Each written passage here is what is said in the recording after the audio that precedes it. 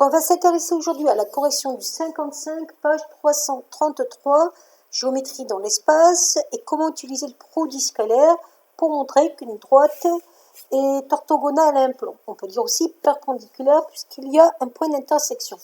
Donc, on vous demande dans la première question, c'est de trouver les coordonnées de DF.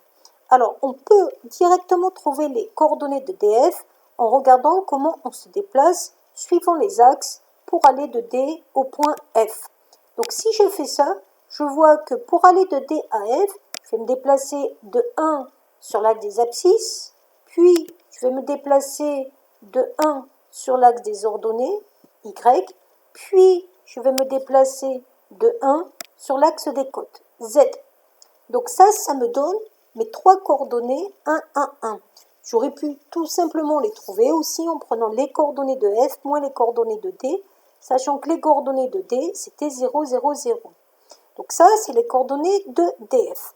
Et on me demande de montrer que la droite DF, donc la droite DF ici, d'accord, qui théoriquement est un pointillé puisque on doit avoir des pointillés en perspective cavalière quand on ne voit pas la face de devant, ben, cette droite DF, elle est orthogonale au plan EBG. Donc le plan EBG, c'est le plan défini ici EB, BG et EG. Donc là, si vous essayez de faire ça avec de la géométrie pure, ça risque d'être un peu compliqué. Donc nous, ce qu'on va faire, c'est qu'on va utiliser le fait que nous sommes dans des repères orthonormés, dans le repère qu'on nous a donné, pour utiliser la formule du produit scalaire. Et donc si un produit scalaire est nul, c'est que les deux vecteurs seront orthogonaux. Donc la méthode, c'est pour montrer que la droite DF est orthogonale au plan EBG. Je vais montrer que DF est orthogonale à deux droites séquentes du plan. Par exemple, les droites EB et EJ.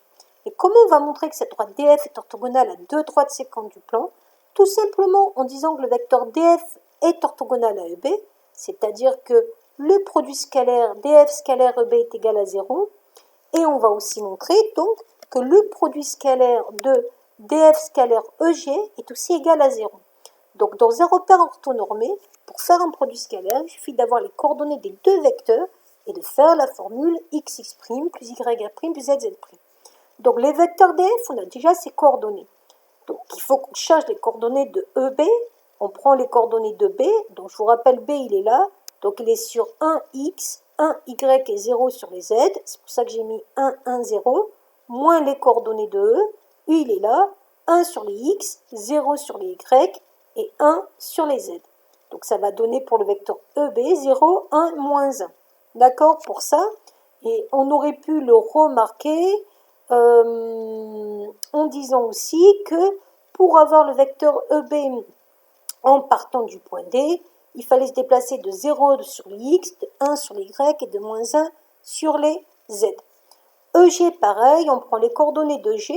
G c'est le point qui est là. Donc il est à 0 sur les x, 1 sur les y, 1 sur les z. Donc 0, 1, 1. E n'a pas bougé. E il est bien à 1 sur les x, 0 sur les y, 1 sur les z. Donc ça va me donner moins 1, 1, 0.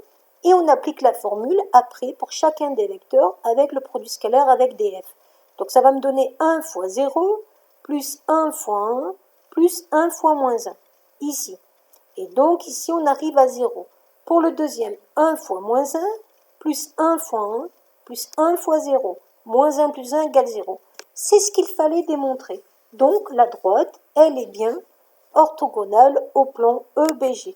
Vous pouvez en conclure en disant la droite est bien orthogonale. Donc la droite DF est bien orthogonale ou perpendiculaire, orthogonale au plan. Et le plan que vous vouliez montrer, c'est EBG. Voilà.